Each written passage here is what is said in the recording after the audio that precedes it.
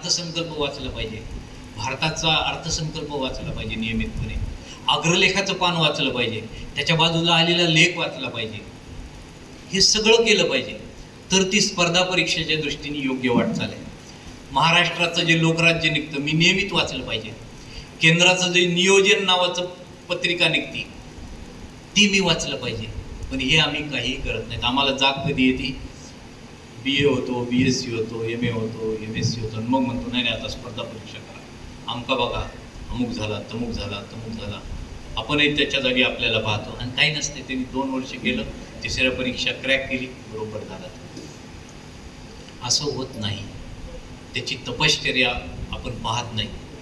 किती तपश्चर्या करतात या सगळ्या याच्यामध्ये. आज इथं कुणी जर बसलेले असतील स्पर्धा परीक्षेसाठी तर मी त्यांना एक साधा प्रश्न विचारतो. विशेषतः केंद्रीय परीक्षेत हा प्रश्न येऊ शकतो की आपले पंतप्रधान मागच्या काही दिवसापूर्वी नामिबियाला जाऊन आले. याच्या मागचं महत्त्व काय, का गेले? नामिबिया तर छोटा देश आहे, फार महत्त्व नाही, पण आपले पंतप्रधान जाऊन आले. आम्हाला स्पर्धा परीक्षा करतोय आणि हे जर माहीत नसेल आणि मी जर UPSC क्रॅक करायचं, MPSC क्रॅक करायचं, मला हे करंट माहीतच पाहिजे. कदाचित परीक्षेत नाही विचारणार पण इंटरव्ह्यूमध्ये विचारू शकतात.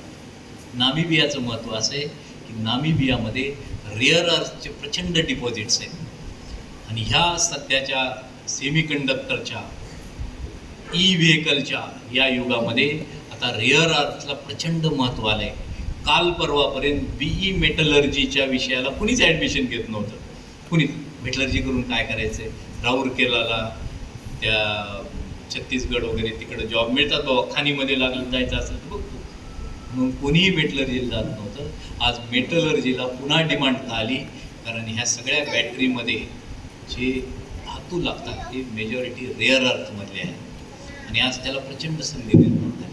आता हे आम्हाला विश्लेषण स्पर्धा परीक्षेच्या इंटरव्ह्यूमध्ये करता येईल का? आम्हाला काहीच नसतं. आम्ही तो क्लास लावलेला असतो, ते फक्त ते हे प्रश्न हे पाठ करा, ते पाठ करा. पण हे जर व्यासंग आम्हाला 8वी 9वी पासून लागला तरच आम्ही स्पर्धा परीक्षेच्या मार्गाला जाऊ शकतो. इतकं ते विस्तृत स्पर्धा परीक्षेचं आहे.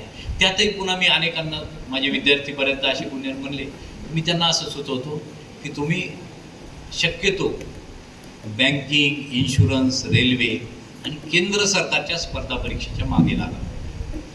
कारण याचा निश्चित कार्यक्रम ठरलेला असतो दरवर्षीचा, त्याचं वेळापत्रक असतं, त्याच्या परीक्षा वेळेवर होतात, त्याचे निकाल वेळेवर लागतात आणि त्याच्या अपॉइंटमेंट देखील वेळेवर मिळतात.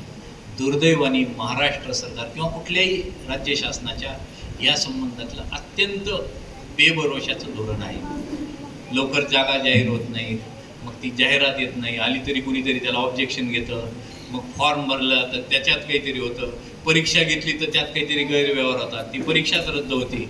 ही इतकं होतं. पण दुर्दैवाने या पिढीचं वर्ष वाया गेलेलं असतं ना या सगळ्याच्या.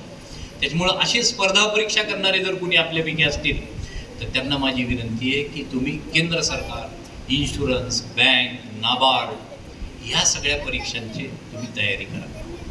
आणि हे सगळं करत असताना अजून एक सगळ्यात महत्त्वाचा मुद्दा मी सांगतो की ह्या सगळं करत असताना आमच्या शरीराकडं दुर्लक्ष करू नका. मी ज्याचा सुरुवातीला उल्लेख केला की तुम्ही सगळे महापुरुषांचे चरित्र वाचले असेल, प्रत्येकाने बलोपासनेला प्राधान्य दिलेलं आहे, आपलं शरीर सुदृढ ठेवलं आहे. आज दुर्दैवाने ही पिढी या सगळ्या करिअरच्या नादामध्ये शरीराकडं अत्यंत दुर्लक्ष करत आहे. मला या सगळ्या करिअर या विषयातले जे वाटलं ते मी आपल्या समोर मुद्दाम ठेवलं आहे. खरं म्हणजे हा कार्यक्रम नसला पाहिजे, हा निरंतर संवाद असला पाहिजे, अधूनमधून एकत्र भेटलं पाहिजे, छोट्या गटात भेटलं पाहिजे, चर्चा केली पाहिजे आणि प्रेरक गोष्टी आपल्या नव्या पिढीपुढे ठेवल्या पाहिजेत. म्हणून माझी सगळ्यांना विनंती आहे तुम्हाला की हा केवळ उपक्रम, कार्यक्रम याच्यापुरतंही मर्यादित ठेवू नका. हा उपक्रम निरंतरपणे चालू ठेवा, छोट्या छोट्या गटात चालू ठेवा आणि त्यातून निश्चितपणे लगेच होणार नाही तर हळूहळू याचे काही परिणाम, चांगले परिणाम येणाऱ्या काही काळामध्ये निश्चितपणे आपल्याला मिळतील. मी थोडंफार काही जणांना वाईट वाटलं असेल, असंही बोललं असेल, त्याबद्दल मी क्षमा मागतो आणि आपल्या सगळ्यांना, पालकांना आणि पाल्यांना भवितव्यासाठी मनातून शुभेच्छा देऊन मी थांबतो.